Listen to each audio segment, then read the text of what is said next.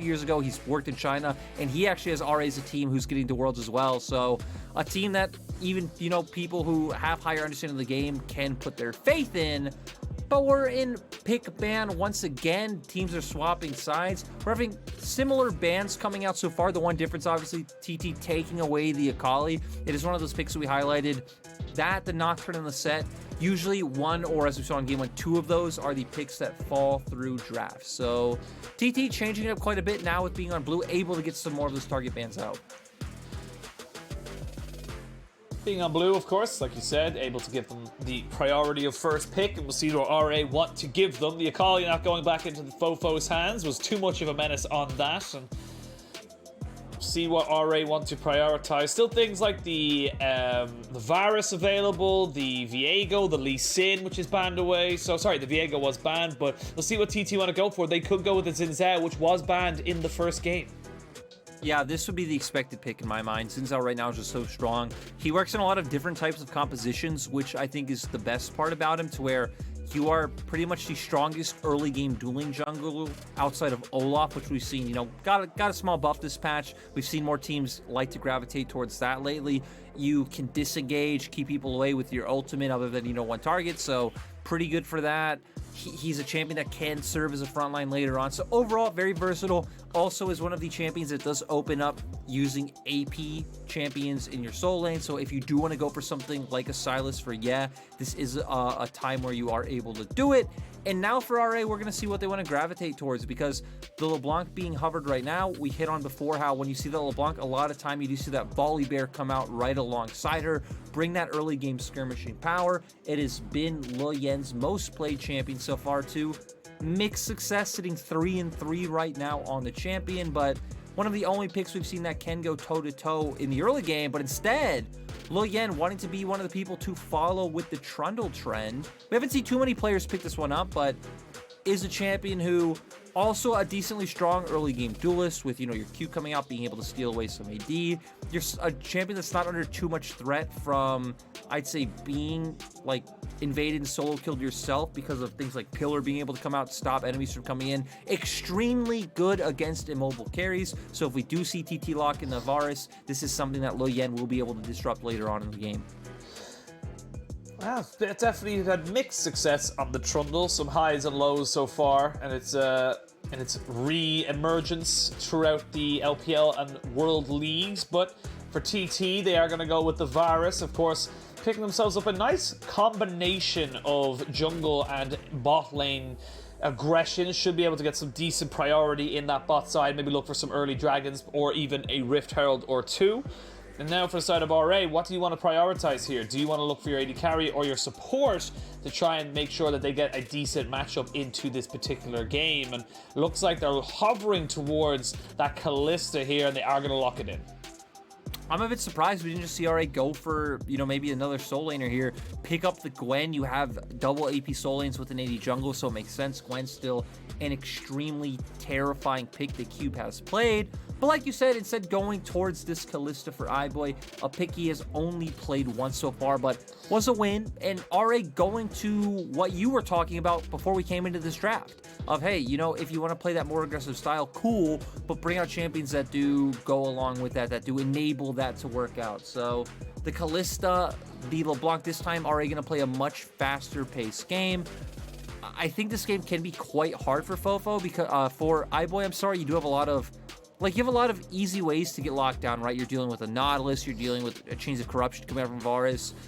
Shao Peng gonna be able to close distance so easily with like that W into E combo. Off the top of my head, I think W's range on Xin Zhao was like somewhere between 900 and 1100. It's something ridiculous. It's something extremely long. So yeah, iBoy gonna have a tougher game. We're gonna see how he's able to pilot this one, but at least does have some peel coming out from this jungler.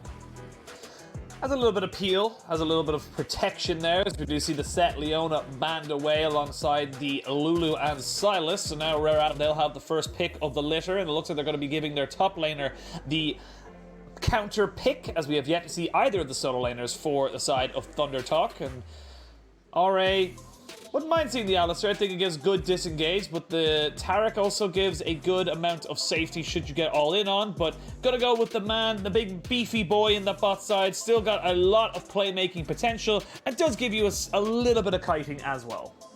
Yeah, I like this a lot more than the Taric, even though I think Taric is an exceptional champion that we're not seeing enough of right now with how many heavy dive compositions come in. If you pick Taric now, you're just opening for TT to pivot their comp into more of a poke-heavy composition, right? You can see things like the Jace just poke their head out, or any other long-range mage. So going with something like Alistar that is more flexible in the role he's able to provide, can go in, can disengage.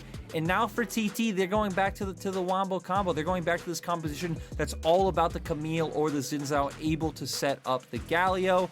Later on, you do still have a decent amount of damage coming out from both the Varus and Camille.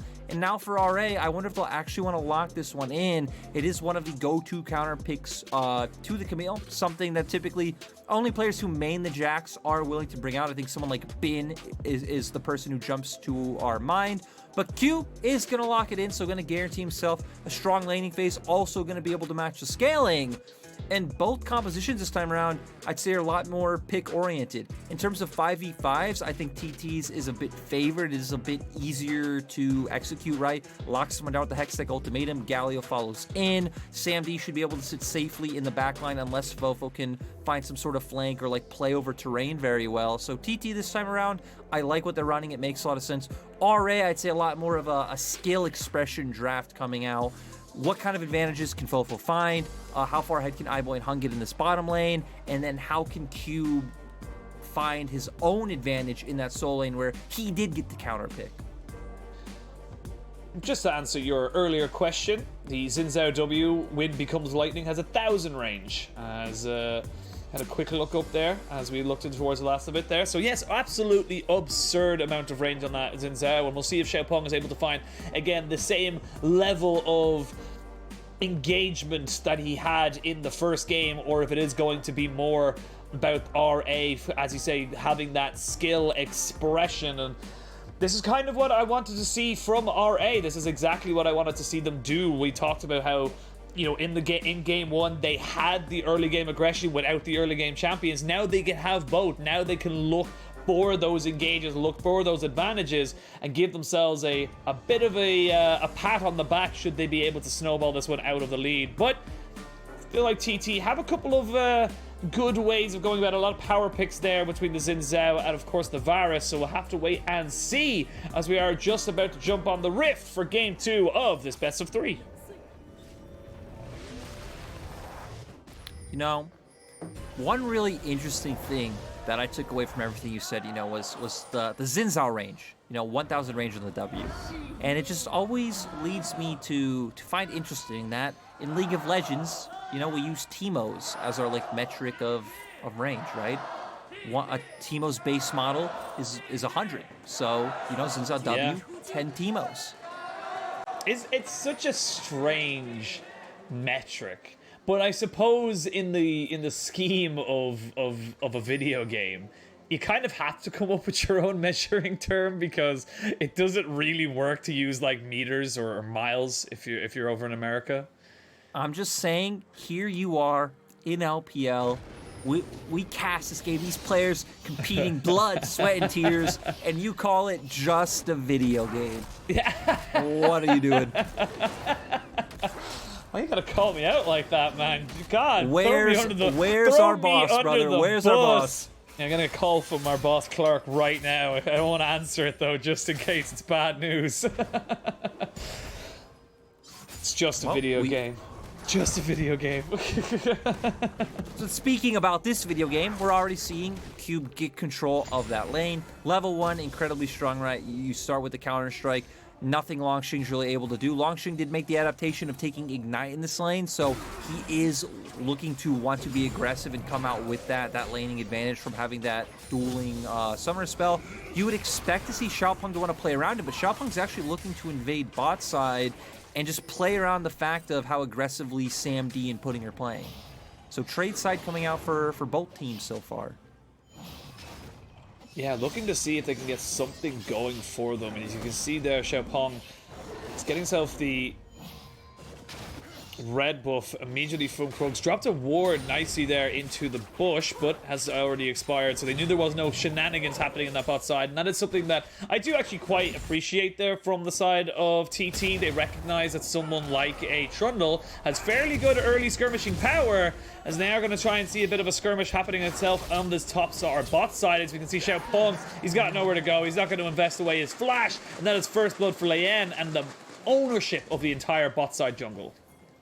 Yeah, I mean, Lo Yan he just farmed, 3 camps, right? Gromp, blue, red, goes straight down towards the bottom side. We saw Xiaopeng looking for some more early shenanigans to where wasn't able to get that clear coming out. Red, Raptors, and blue, not going to give you that level 3. If he had just gone, red into the enemy jungle, looked for that 3 camp, would have at least been in an area where he's able to challenge. But still, Lo Yan coming out with the better, Xiaopeng having nowhere he can flash to, so that's why he didn't even bother using that summoner spell. And now Lo Yan going to be able to use that earlier duel to guarantee both Scuttle Crabs for the side of RA. So this is very stock standard RA, even though we don't always see these compositions that I'd say are more early game heavy in terms of what champions they draft. RA are an extremely red side oriented team in my mind, to where they are 7-2 on red side. And it's because the way RA likes to play is they love to get counter picks in every lane and abuse the fact that they do have such strong players who do have such good laning phases. Coming off of those laning phases, you can see there Hong, despite losing his flash in that bot side skirmish, moving up towards that mid lane, saying, I'm going to be around here. Should there be any shenanigans, should there be any need for me in this mid lane? And then he can take his recall and get himself back into the lane, as we can see. Yeah, trying to go aggressive on the Fofo. Very, very difficult to do as a Galio, though, against a LeBlanc. And I want to see now what RA can do with this early advantage. They've already got themselves 1 kill, but it's almost equaling about 800, nearly 1,000 gold. But with both junglers in this top side, 2v2. I don't know if you want to take this, though. If you're RA, Cube has to get himself away. We're going to see the Cube coming down. Lian just pop down the Pillar of Ice as well, as we're going to see Xiaopeng in a lot of trouble. And that's going to be a kill back over to the side of RA as they get 1, they get 2, and they're going to try and trade it back for 3. It's going to be a 3-for-1 at the end of it all, as had to commit everything.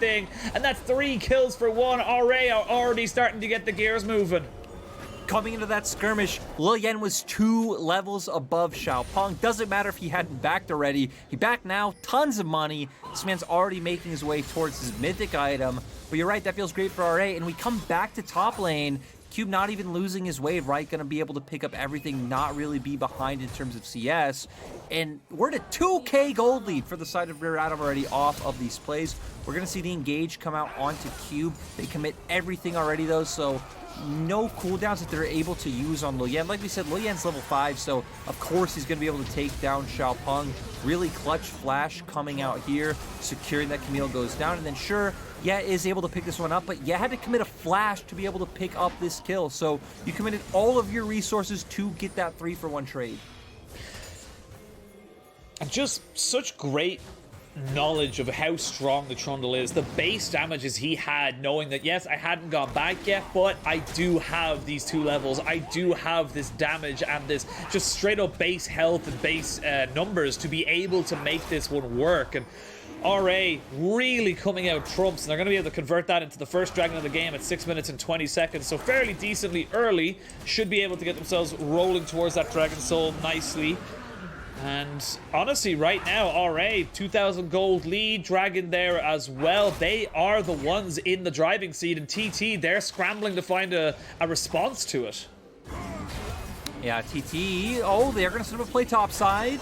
Yeah, they're going to be able to use the Hextech Ultimatum on top of the hero's entrance, and that's going to be Cube almost certainly falling. They can donate it to whoever they choose, and they are going to choose Longqing. So good response here for the side of TT, but it doesn't go without its equal and opposite reaction here from RA. They recognize there's 3 people top side. Lian goes in, steals himself a red buff, maybe try and take some more camps, maybe even look for a dive bot, but there is no minion wave.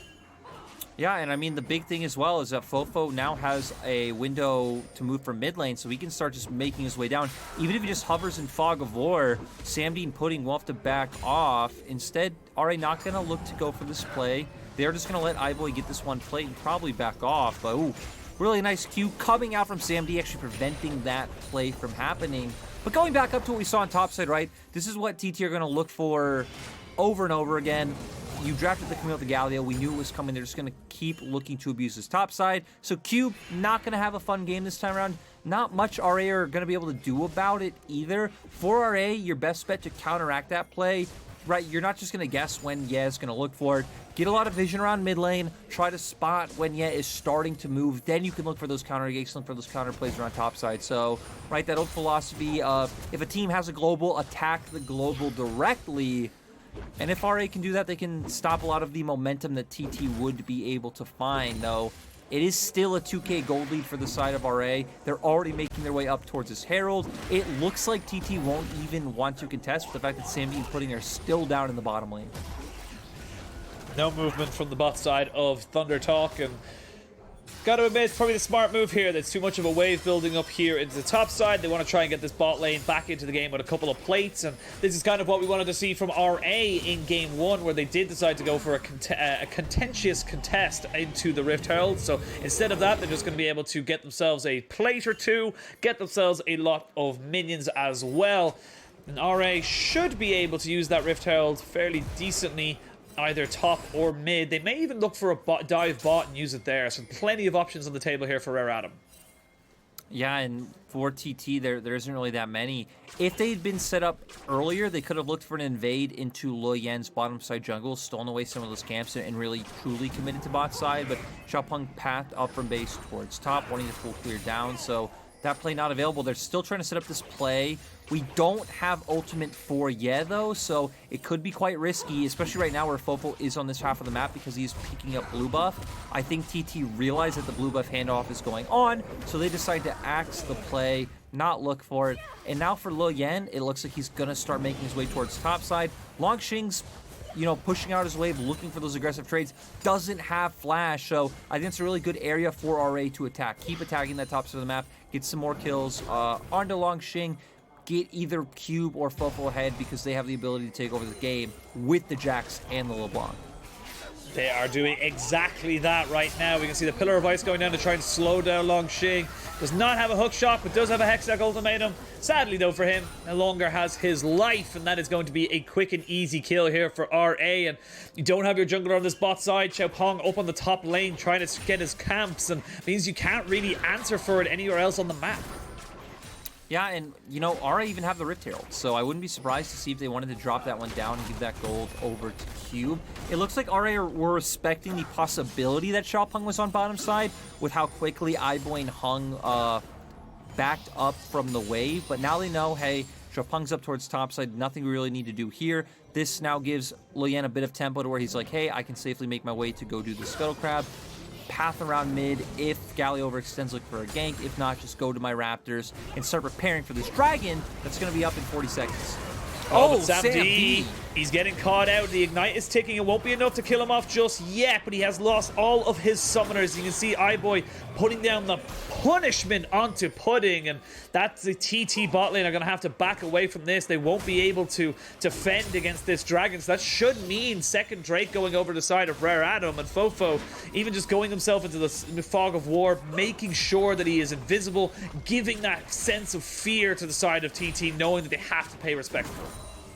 And I mean, there's no universe where TT get this dragon. At least there should be no universe where TT get it.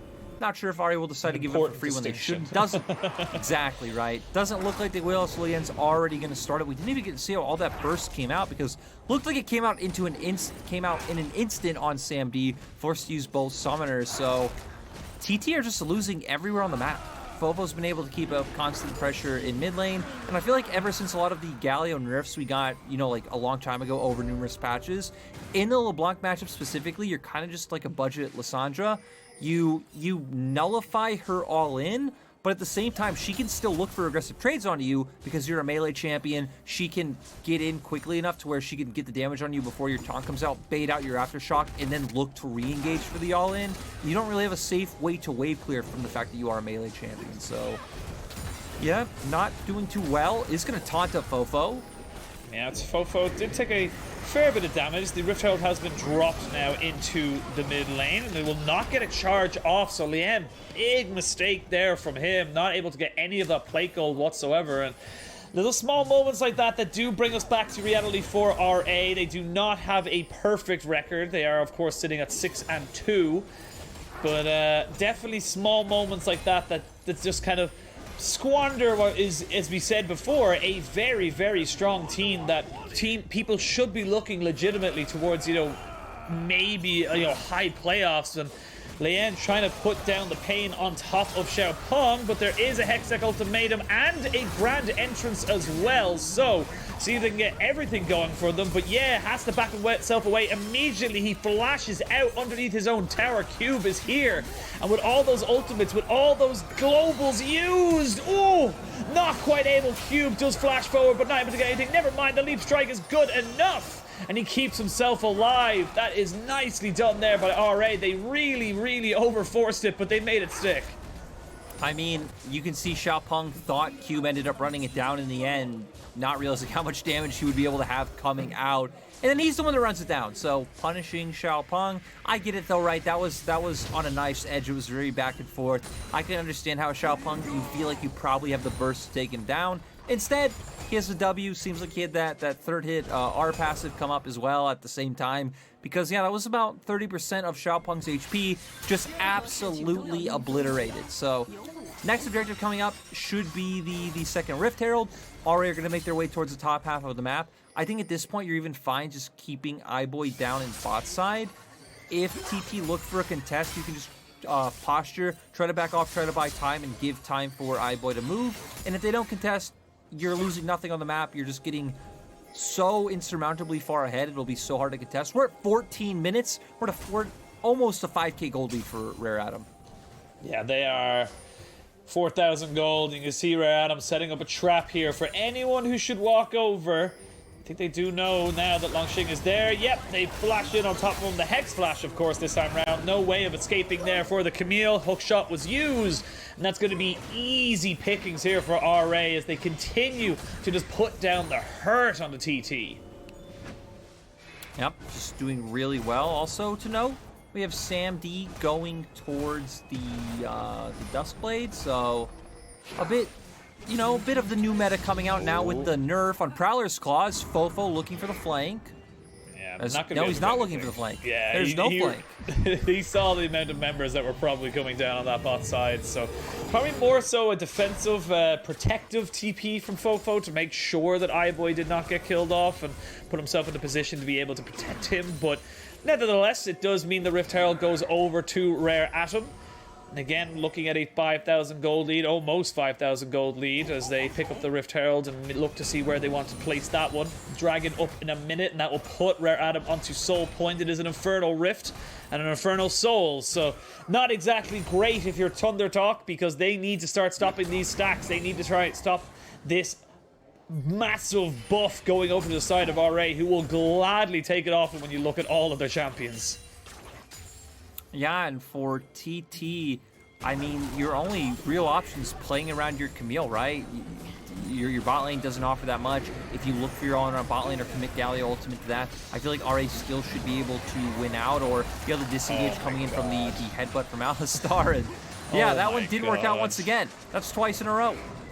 Lian, if you're not going to be able to use the buff, don't spend time getting it, because my god, just give it. I think it's the where he spawns it that just seems to be messing up a little bit. He puts it right in front of the turret without a minion wave, and it really just hinders RA to be able to defend it. Just put it a little bit further back. Let it walk in with the minion wave, so you get that extra time for it to set itself up, and you get the extra setup. But it's not going to be the biggest thing in the world. As a hook does land, we're going to see the dredge line used as well. For the depth goes in, the Hextech ultimatum down on top of, well, the Galio ultimate. They're going to try and see if they can burst down iBoy with that Immortal Shield Bow, though. He's still pretty damn healthy, as now on this backside just hasn't got any of his rotations left, any of his spells, and I just think they're too far behind. Cube is here for the double kill, as 2 kills swiftly go over to the side of Rare Atom. And I don't like saying games are over, but when you commit absolutely everything and you land absolutely everything and it's still not enough to take out the AD carry, I feel like this game is all but done.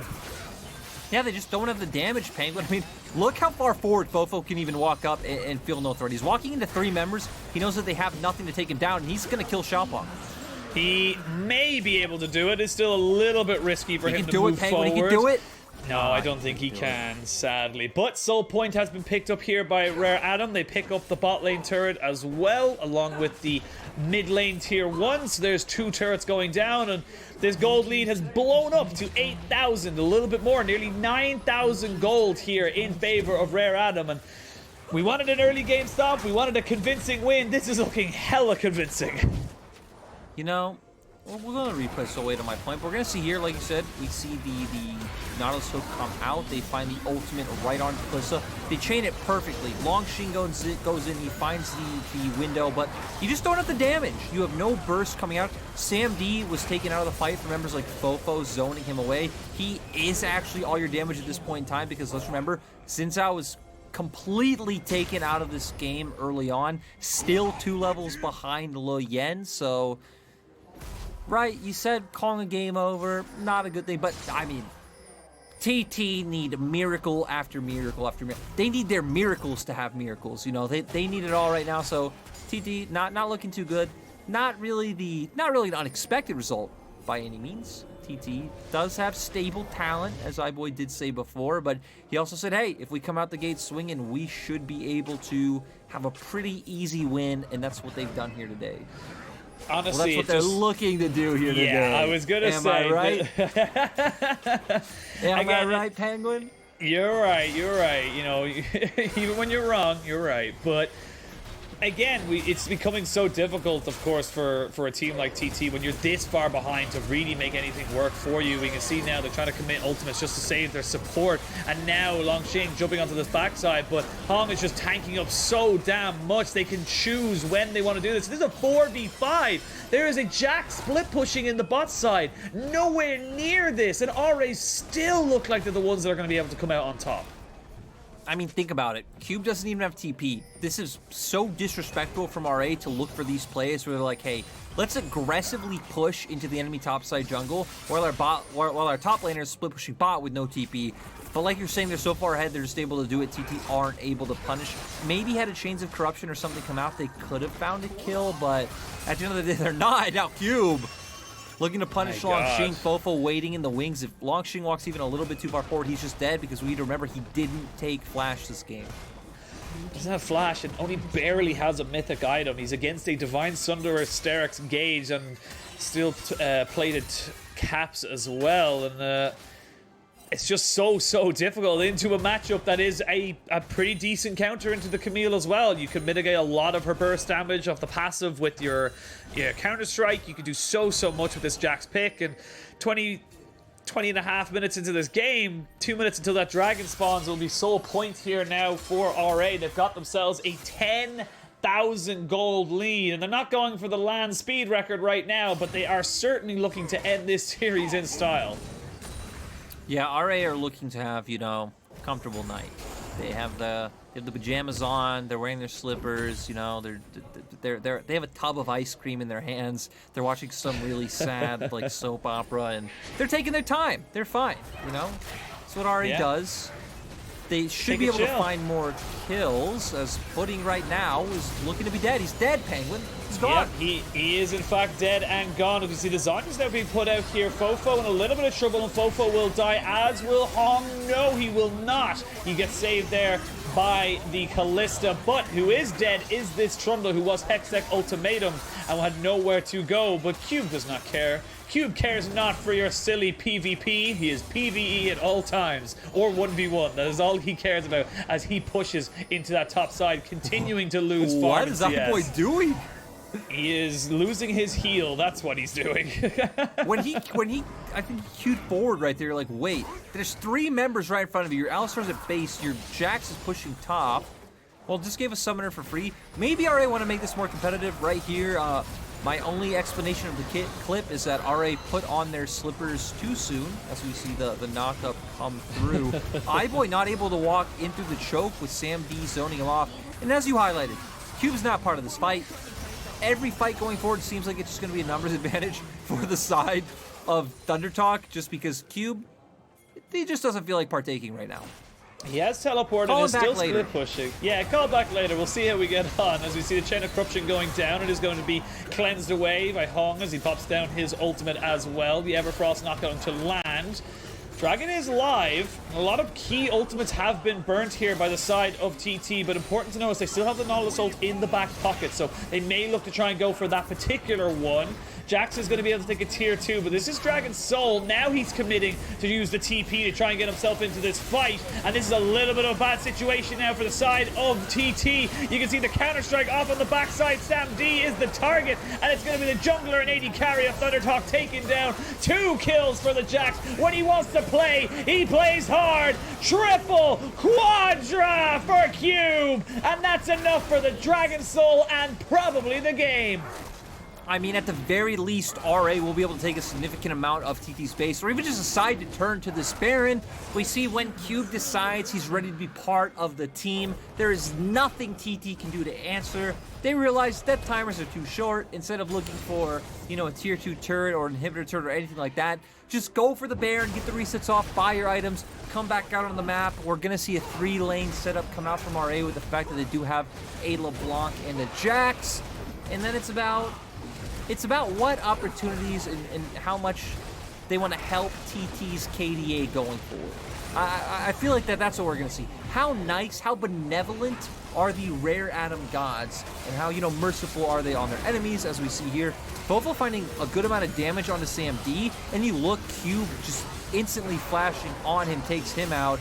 iBoy taking down Xiaopeng because Xiaopeng's like, hey, my team engaged, we need to look for this fight, gets kited out, and then your other members just left in a very bad situation, which leads to the Infernal Soul for RA. Cube 9-1-1. Death Dance completed. Even has the stopwatch should he get in any real trouble, but having an absolute pop-off performance. And Fofo playing the support LeBlanc, 0-1-10, not actually picking up any of the kills, but as he said in that fight, didn't need to, didn't have to be the center of attention because he had done all the prep work. He was the roadie who set up the speakers, who made sure the guitar was tuned so that when Cube came out, he could rock it out and get himself all that applause. So gotta give props to the behind the stage boys every now and again, as we can see this Baron buff going to be utilized to full effect into that mid and bot side, and now Hong, he's feeling like he can go in. They're going to jump in with the counter strike and the leap strike. They're going to use all the ultimates down onto this Jax. 3-man knockup there with the hero's entrance as they now jump in on top of Cube, trying to see if he can find one. They're not going to be able to get away from him. He's just too big. He's just too damn tanky. He's got too much damage, and it's going to be another ace for the side of Rare Atom. They do not care about KDAs on the side of TT. They only care about the dub. They only care about the victory, and in less than 60 minutes in-game time, they will dispatch ThunderTalk 2-0. And it's great to see Rare Atom keeping up their momentum. You hit on it before this, they were 6-2, so now coming in 7-2 in the league, tied with the same amount of wins that LNG has. They do have one more loss, but still, Rare Atom are in a good position to, you know, secure themselves some buys going into playoffs. We're at a point where you're 7-2, that's 9 series, you only have 7 left to play.